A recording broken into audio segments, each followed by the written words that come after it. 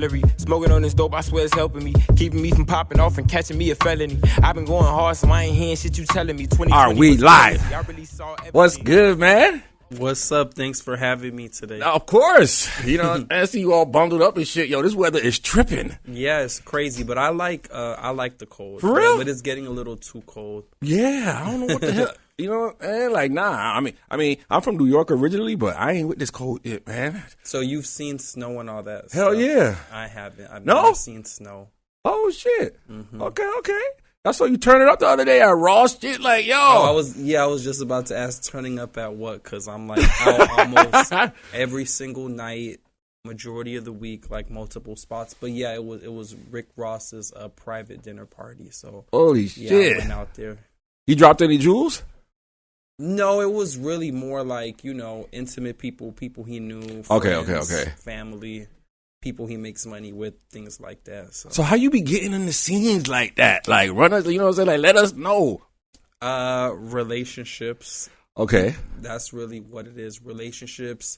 Also, the people on these bigger platforms know if I'm around, I'm not just there to be there. I'm also going to help with whatever needs to be helped with there. So, they kind of see me like an asset to just be around. Facts. Okay, so you said relationships. How do you maintain those relationships and, like, keep the rapport good? Well, I'm a people person, so I know people. Something could happen with us right now, and you could be like, you could hate me more than anybody, but I can get you to love me. Okay. So I'm just really good with people. I understand emotions. I'm good at seeing things from other people's point of views. So, yeah. So what's your thoughts on matching energy? Matching energy. I mean, hopefully, the energy's good and we can match that energy. But I mean, sometimes when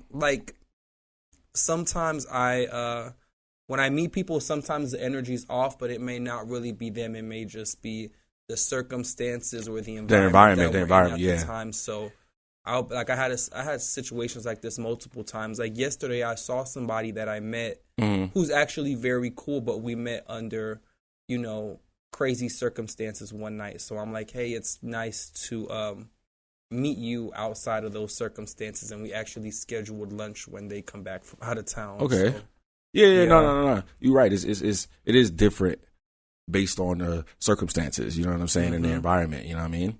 So, yo. Run it down. Like, who's Rarri? So, Rarri is Anthony. So, my name's Anthony. I'm from here in Miami. My mom is Nicaraguan. My dad is Haitian. Okay. So I'm half Haitian, half Spanish. Oh, yeah. Okay. You speak Spanish? I can, actually. Okay. Fluently? Yeah. I mean, I struggle. I mean, like, it's not like English where I could just talk to you like this. I would have to take a few seconds to think about what I'm gonna say and kind of like process the. No, but that's good to have though, especially down here in Miami.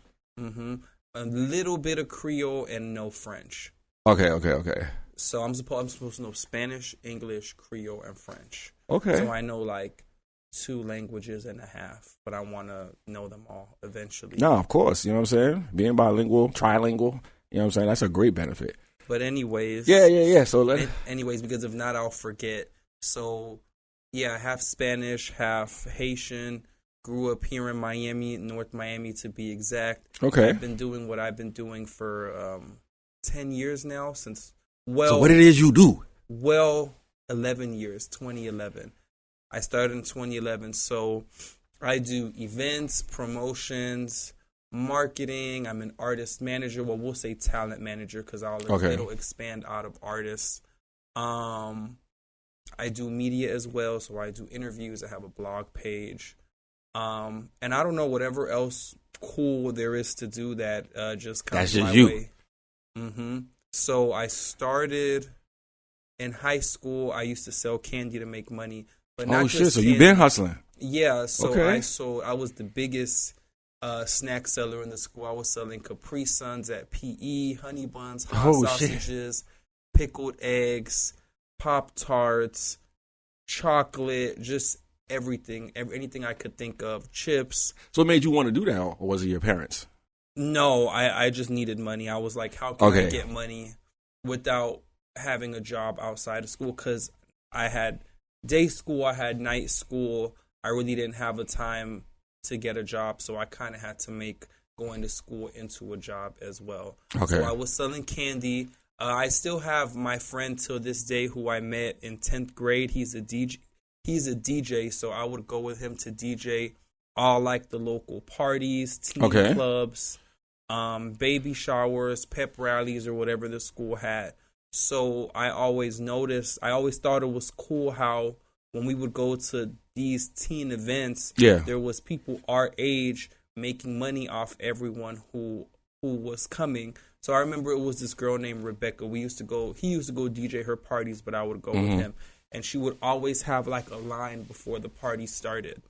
I don't know if it was this venue called Jamrock back in the day. It was in Miramar somewhere. I don't think it's there anymore, but I would just think, wow, this girl's going to make $15 to $20 off of everybody that comes in who's in line. So that always. And she wasn't even part of the event.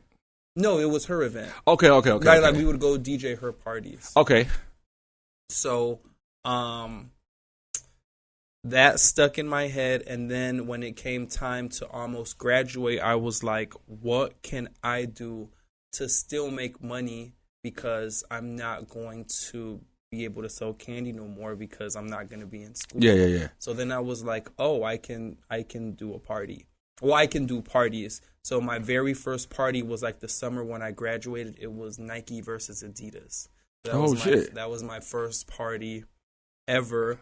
But I learned the hard way that doing a party is not just getting the venue, doing a flyer, and posting it a few times. Facts. So the party wasn't successful, but from that point on, I learned, okay, I have to promote. I have to tell people about the party. I have to come up with cool ways to promote. Yeah. So I kept doing parties. I never gave up, and I got better and better. But then other people started noticing what I was doing. So other people would, pay me or make some kind of deal with me to help them with their party or promote their party and do all the things that I was doing with my parties. So that's how I got my start with all this. So what made you keep going after that first failure?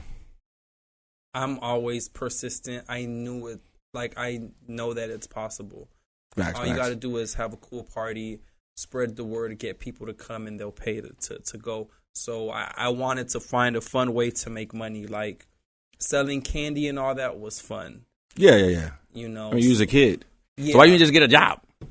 I did actually have a few jobs. When I graduated, I was doing the parties, but I'm like, until this picks up, I need to work.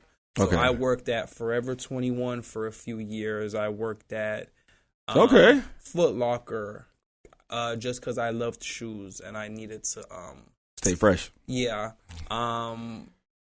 I worked at H&M for a few years. I worked at Gap. Okay. I worked at where else did I work? I worked at Aldo. I worked at this other store that Aldo had under them called Call It Spring. I worked at a uniform store in Carroll City. Where else did I work? I worked at Guess. I don't know if I said that. Okay. But all my jobs were retail because I liked clothes and shoes. So I still always tried to stay doing something that I liked. So yeah, I did have a job. And then when everything picked up, I was like, okay, I'm just going to stop working and do this full time. Okay. And then so I think full time I've been doing this was what maybe like 2016. 2016. Damn. Still going. So what's your morning routine like? Well, now I try my best every day to wake up at 6 a.m., go to the gym, then I run the bridge. What else do I do? If I can fit some meditation in there, then I do that, but that barely happens, to be honest. So, yeah, that's my morning routine: run, exercise. I'm trying to transition to a sex symbol this year. So no, because I see you did like the weight loss challenge. Yeah, I think with Coach Stormy. Yeah, I lost. How was that journey? I didn't win the challenge, but I lost like 15 pounds, almost 20 pounds in 30 days. What made you want to do that though? I just saw so for a while, I felt sluggish. I felt like I'm not doing the most I can. I'm not maximizing my day. So I felt like that for years. Like, I'm not maximizing my time. Why am I always so tired? I get burnt out quick.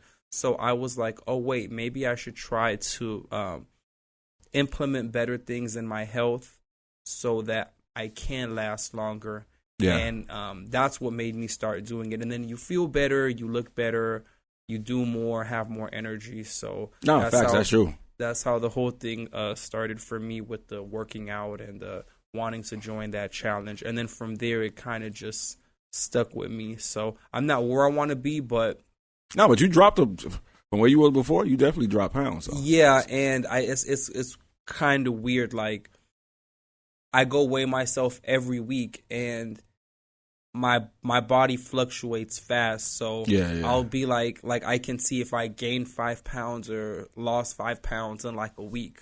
So like I don't know what it is with my body, but like I heal fast. I barely get sick. Okay. My weight you didn't get goes Omarion? Up and down, huh? You didn't get Omarion?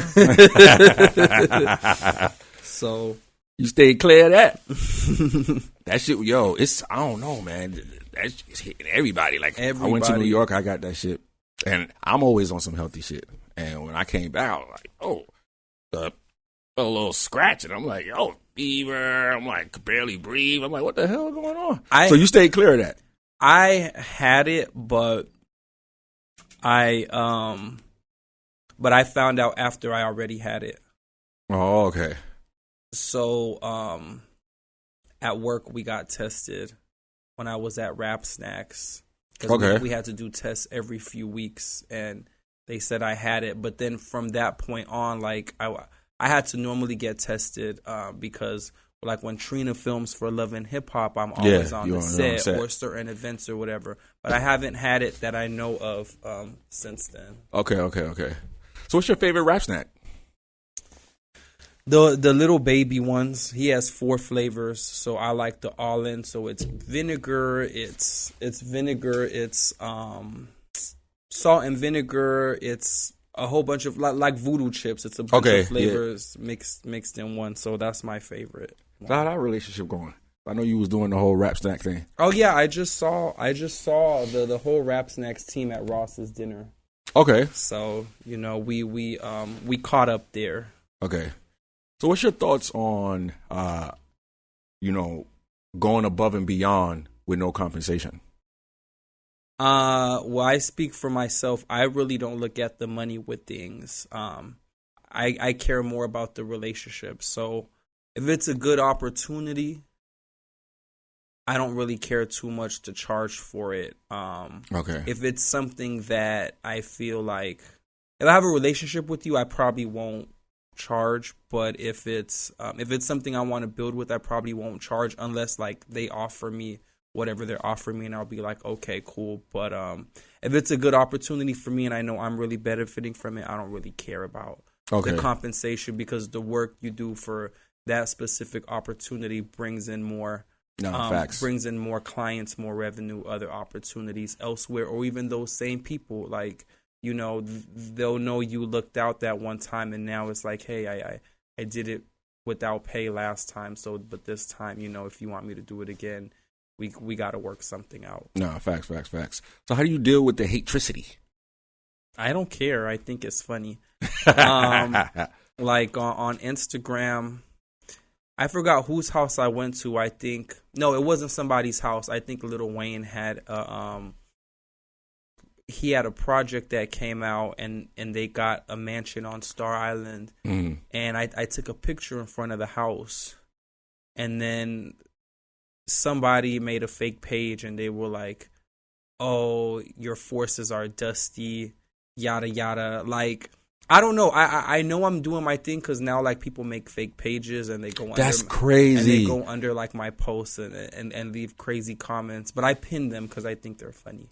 I mean, that's a good way to look at it. You know what I'm saying? Because that's crazy that somebody would actually do that. Like, you got the time to go create a fake page just to go leave a comment. Like, instead of working on yourself. You know what I'm saying? Like, I never understood why people would go to that extent. And then like, my personality can be funny, or things that I do sometimes. So when I get Like when I have reels that go like viral or certain pictures, I just automatically assume sometimes that people are like, you know how you could see the insights and you could see the shares, like sharing with people. I know, okay, some of these are people like, oh, he's doing his thing. Some people sharing it to their story, but I also know a percentage of that is people, you know, that are not so happy or like gossiping about you in their DMs or whatever. Mm-hmm. How he get there? So what's your strategy when it comes to being consistent? Just be consistent and be intentional. If I go somewhere, it's for a specific reason, and I just have to stay focused while I'm there. That's what I'm there for. Whether it's going to support somebody at an event, whether it's going to do a specific job, whether it's going to meet a certain person, whatever the case may be, I'm just real intentional on getting that goal done. Okay. So what's your thoughts on support, though? Like, how do you look at it? I don't want to say I don't care, but if you don't support me, you will. Okay. Like, what do you mean by that? I'll use a party, for example. Or whatever the case may be, I create the hype, and people want to be part of the hype. So that's why I don't really care. Like, if you support me, I support you, but I'm not one of those people, oh, I don't get support, no one supports me, I don't care. If it's cool and dope, people will support it. Yeah. Even if they're talking bad about it, even if whatever, but I kind of really don't care. I care. I'm grateful when I care for the support. Yeah. But I'm not going to. You don't focus too much on it. Right. And then even like, let's say like my posts on IG or whatever, people see what I'm doing. They may not like or comment, but they see what's going on. Oh, yeah. Your reach. You know what I'm saying? They see what's going on. And you know, I get calls from all type of people. And it's people that never like my things or comment or whatever. That's crazy to me. Mm-hmm. Like, I don't understand. Like, when I'm going to come on your show, you don't even follow me. Mm-hmm. Like, I don't. That's one of my pet peeves. That's crazy. That's one of my pet peeves. So if I'm going to ask you for something or ask you to check something out or I want to get your attention, or whatever I may want from you, I'm going to make sure I at least hit the follow button first. People ask me for stuff all the time. Oh, check out my music. I go on their page and they're not even following me. Or, oh, can you be my manager? And I go on their page and they're not even following me. Or, can I perform at this or whatever? But they're not following me. So I just think that clout. I don't know what it is, but I mean that's my pet peeve with I'm like, yo, bro, you not even you trying or they get to the punch real soon. Yeah. They don't try to build no rapport or build. Right. Like, I don't like me. We've known each other for a long time. And I don't see you when you had the hair. What made you chop off? It was making me hot a lot whenever it came time for like major events. It was too much maintenance. It too much maintenance. Like, let's say it's like the BET Awards or whatever event. You know, to maintain that, it's hard, and then I would hate sitting in the chair for hours. Yeah. You know, to fix it up, and then I just wanted to word? New look. I just wanted to like reinvent myself. No, okay. So now it's sex I symbol. Cut it. Now I want to transition to be a sex symbol. So you know, I'm a 6-pack, big arms. Okay. Try to get on your rock shit. The beard? I don't know, my teeth. You know, teeth whitening. Okay. On a whole makeover. Yeah, this year. But you know, what's hard for me is like, you know, since I'm in nightlife, the entertainment world, there's always like cameras is on you. No, fast food, liquor. You know, with traveling too, it's like, you know, a lot of food on the go. Point. You have to be disciplined. So I know what to do, but my discipline is not there yet. But it's way better than what it was, and I've learned to just not beat myself up about things. Let's say I'm like, oh well, I'll have a drink today. You'll be like, okay, well, tomorrow I'll just have nothing but water or whatever. Like, okay, so you try to balance it out. Yeah, like I think people beat themselves up too much with stuff. You can still do what you want to do, but make sure you do whatever it is you have to do to make up for it. Nah, facts. So how you stay true to yourself when social media promotes all this perfectionism and cancel culture? With the perfect, I know that nothing is perfect. So no matter like what people are posting or how they post it, I'm aware that it's really not easy for anybody.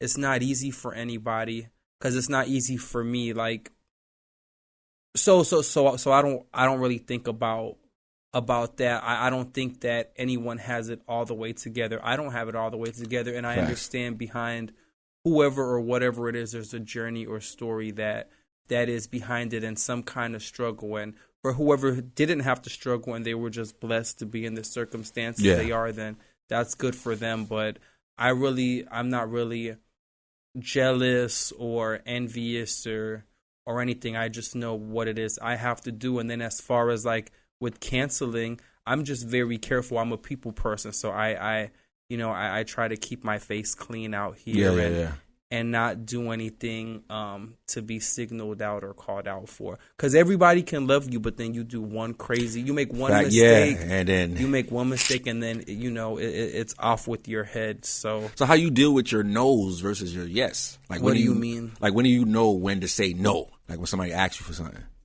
Now I've been doing that more often. Before I used to say yes to everything and commit to everything, but you don't have to say yes to everything. Even with like clients and stuff, I'm like really picky. I know what I can take on and what I can't. Like, so many people want me to manage them or work with them, but I feel like a lot of people ask me to manage them just to get services for free. Okay. I'm just, now I'll say no or not right now or not at the right time. It's not the right time or I have too much on my plate, so I'm not really shy. So how'd you link up with Rarri Ski? Huh? How'd you link up with Rarri Ski? I know you're his manager, right? Yeah, during the pandemic, like when we all thought it was going to be the end of the world, I was just doing Instagram live interviews, and I had to do something to look forward to because it was just a depressing time. Yeah. Couldn't go out, couldn't really meet up with people, couldn't go anywhere or do anything. So I went live with one of my friends, Red. Are you familiar with the blog Rap Come Up? Yeah. Yeah, so he's like the face of that. So, they have a lot of talent that follow their page. So I was live with him on the Rap Come Up page. And then, him and Rarri are friends. Okay. So they, so he was on the live and he was like, oh, you got to check out his music. And I was like, okay. So after the live, I told him to send me some music. He sent the music. I liked what I heard. I asked him if he had a team. He said he didn't. And, for a few years, I was thinking of managing an artist, but I didn't want it to be anyone that's been putting in work for years or that has a following or that's already had a situation. I wanted to help somebody to build somebody up from scratch. I wanted to be part of that process. And then, so I met up with him and we started. It's almost been 2 years, but yeah, he's from Opelika. We met up. Okay. We talked about it. We said we'll give it a try. And then when he got the situation with his label, we made it official. Okay, that's what's up. So I mean, so what all entails in being a manager? Making sure the artist shows up, making sure everything's organized for them, connecting your resources behind the scenes, a lot of dot connecting, and just really helping the artist with whatever it is that they need. It's kind of hard for me to sum it up. But me, I deal with the label all day, every day. I have to deal with the people shooting the videos, whatever content it is. Okay. Getting him booked at places. So it's a lot that goes into it. It's kind of like, I don't want to say like, it's like a sibling, like having a sibling or a child or like, an extension of your family. Okay. So y'all got to have that good dynamics. Mm-hmm. Yeah. But what made you even want to be a manager? I think I was, parties and music, that goes together. And then working with Trina and her team for a few years made me want to use. How is that like though? Like how you get up with Trina? Oh, so one of my friends put me to help someone with an event during Art Basel a few years ago, and he was actually supposed to go with Trina and her team to the club. That night it was Club Story, and he said, "Oh, I'm too tired, I can't go, but my friend said you did a great job tonight helping him with his event, so you can go in my place." So it was kind of like a reward. That was an opportunity that came from another opportunity. I made him look good. So he put you on. Yeah, so I went there. The manager loved me. Goddamn. Birds must be trapped. I'm thinking that shit gonna fly away. I'm like, my bad. Go ahead, man. Trina's manager loved me, and I started interning for her. Oh shit! But interning for the manager is kind of like interning for the artist too. Yeah. So I just started seeing everything that went on behind the scenes, and I learned it's way more than what people think. People just see, the face of something, but they don't see the people. They don't see all the work. What goes into it. People scared of work and nowadays. Stuff. So facts. But I know that's got to be a good journey though. You know what I'm saying? Like being with Trina and being on Love and Hip Hop. Like how was that? It was cool. With the Love and Hip Hop stuff, I never had like any speaking roles or anything, but just because I help her and the team with so much, I'll get a nice amount of cameos. Yeah. And I that still counts because it's a lot. Like if you really watch the show, you'll see me. Yeah, I know. I see. Yeah. So you got any celebrity crushes? I mean, because you were around all of them. Not really. I mean, I look at that like, this is work and okay. Professional. I mean, I tried. The only time I would say like I would step out of professionalism is drinking. So I try not to, do so much of that. Yeah. But yeah, it has they been. Be calling you. But it has been a good journey, a lot of ups and downs, but more ups, and I just know how to roll with the punches. Yeah. So what's Crown Miami? So that's my business partner, Vanna's brand. Okay. So that's her brand. So our teams kind of work together. So I have a team of people that I help out and who help out me, and then she also has hers, and we just put our teams to work together on certain projects and collaborate on a lot of things. Okay. But the Crown Miami, music, events, management, event planners, same thing I do, she does. So Crown Miami is Vanna 305's brand. I think you should have her up here also. Facts. Yeah. I interviewed her real quick when we was I think it was at, down in Miami with it was with Ace Magazine. Yeah, Ace Magazine. Yeah. With damn, how did that name come Master P? Yeah, Master P and all of that. Yeah. No, but you gotta have a sit down and Yeah. So what makes it difficult when you about to level up? What makes things difficult? For me, I would say every new level requires like a new mindset, and it's always new obstacles. Every time I think something is my big break and I'm about to like catapult or take off like on a rocket, it's really not the big break. It's just like a walk up the stairs. I don't know if that makes sense. Yeah, no. But every time I think like, this is the opportunity of a lifetime. This is going to change everything. I mean, it does, but it's not like, it's not like that. It's just another opportunity and then another opportunity. Another opportunity. You got to still keep grinding. Yeah. So where the Rarri girls at? I put that on pause right now because I need to get everything I have going on right now together before I start with like those extra ventures. Okay. So I kind of put a pause on that until I get my operations and stuff get everything in order, consistent and in order. Yeah. So what qualities you be looking for when you building your team? People that have stuff going on for themselves. That's very important. I don't want you to just be helping me. I want, if you're helping me, for it to be a benefit to you too. So I like people that have their own thing going on because you can't we can't help each other if you don't have anything going on for yourself. If that makes sense, or if you don't we understand each other better if you have your own thing going on. So no facts. So I look for that.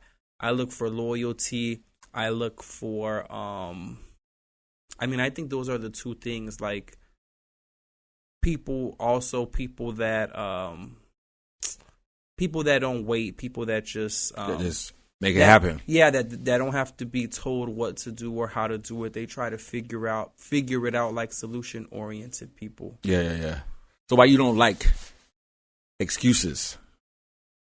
I saw a clip where you was talking. You was like, "Yo, I don't really with excuses like that." Because there's if it's something hard, okay, but if it's like something simple, like it there really shouldn't be a reason why you couldn't figure it out. If it was something simple. So because of that, I'm just so programmed to getting stuff done myself a lot of the times. Because when someone just comes with the excuse, I just go and do it myself. Yeah, if it's possible for me to do so. Okay. So give me an example on when you turned a negative into a positive.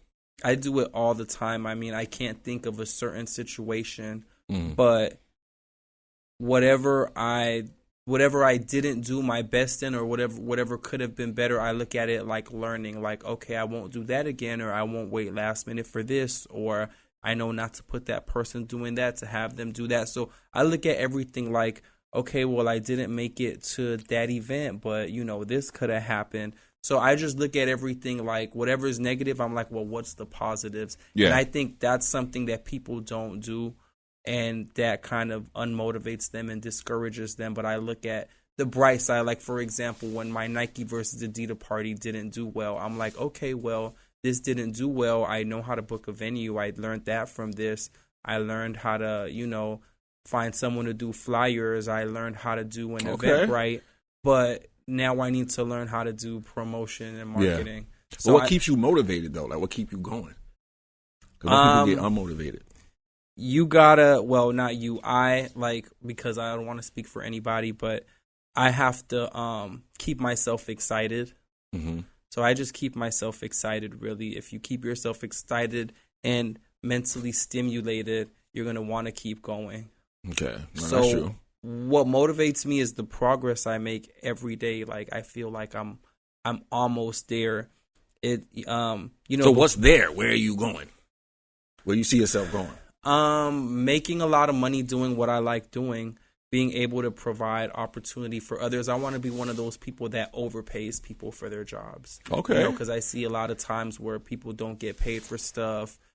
People may not be in the best situation, but they still do their best to serve certain people and make sure they're good. So, me coming from that, I want to make sure that I'm able to provide opportunities and overpay people so that they don't feel like they have to go anywhere else for, the financial stability that they're looking for. Yeah. So that, I want to have all kinds of businesses. I want to get into like the restaurant business.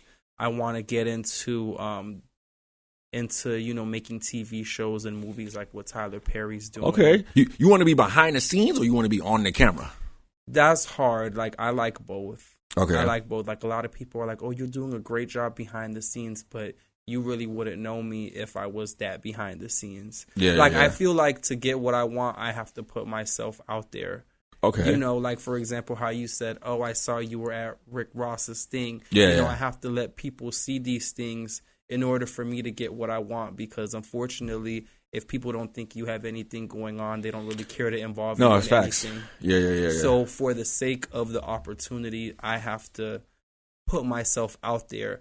Like some people, they think I'm behind the scenes, but I guess it's half and half. Yeah. But even when I'm doing stuff behind the scenes, I still highlight it. Like if I'm organizing an event, I'll still record that process. And yeah, because didn't you organize the Super Cindy event? I helped. It was a team effort. I just helped out.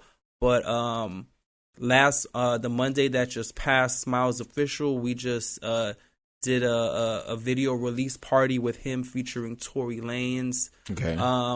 Miami Tip. It was her birthday a few weeks ago. Yeah, I saw that one. So I put that. I helped put that together.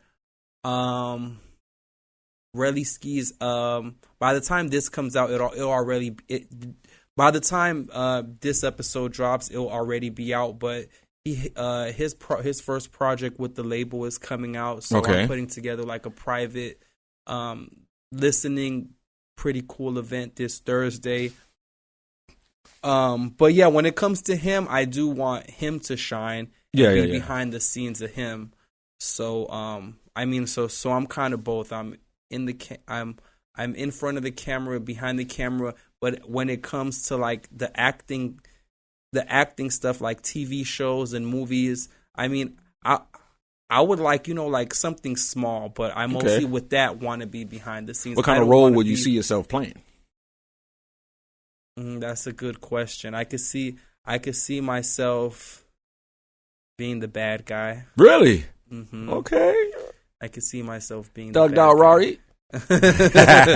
So I mean, I would like to show myself in like different lights. You actually now just gave me like that idea. I think, okay, so we gotta make it happen. I kind of want to try out, some different things to see what I like. But right now, if I had to give an answer, I'd say I think, I could see myself as an antagonist. Okay. That'd be really cool. That's what's up. All right. We got to make that happen, man. You done spoke it, and so let me ask you a question. So Jay-Z and Meek Mills is trying to get rap lyrics banned from being used in court cases. What you think about that? I mean, because you got an artist. Right. I mean, I feel like it's tricky, because at the same time, people, artists a lot of times make music through their experiences, and if that's their art, you shouldn't use their art against them. But then at the same time, if you don't want something to be brought up in court, don't bring it up in music. Yeah. So I'm kind of like... Have. A lot of them be capping anyway. Right, but... You know what I'm saying? I mean, then if it's cap, it's nothing for them to find out, Yeah. But if it's true, like, and you don't want that exposed, why even take the risk? Facts. So what would you say your 3 rules of success are? 3 rules of success? Okay, so let me think. 3. You gotta have a vision. Okay. You have to stay persistent. Okay. And you have to get really organized. So to me, that's the 3 things that I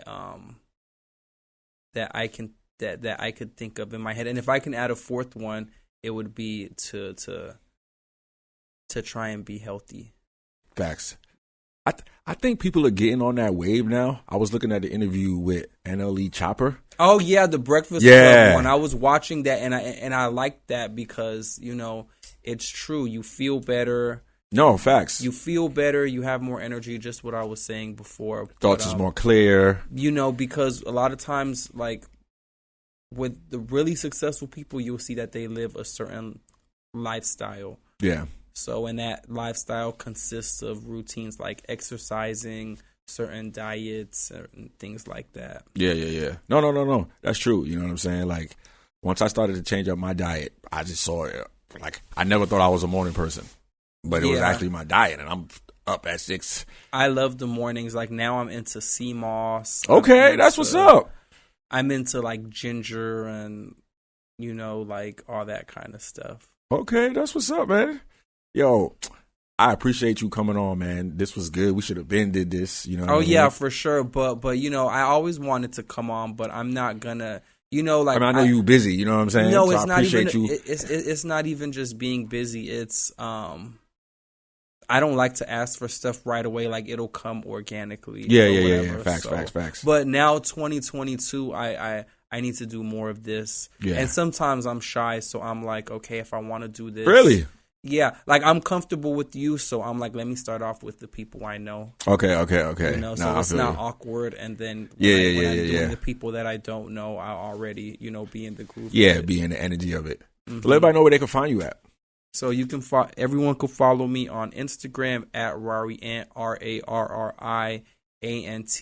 You can find me on Twitter. It's Rarriant, ITSRarriant. Facebook, Rarriant. Website coming soon. But if you want to get to me, the best way is Instagram. All right, man. Y'all already heard it, man. You already know what it is, man. It's your boy, Mr. Williams. I Talk Gray, and we out of here. Yeah.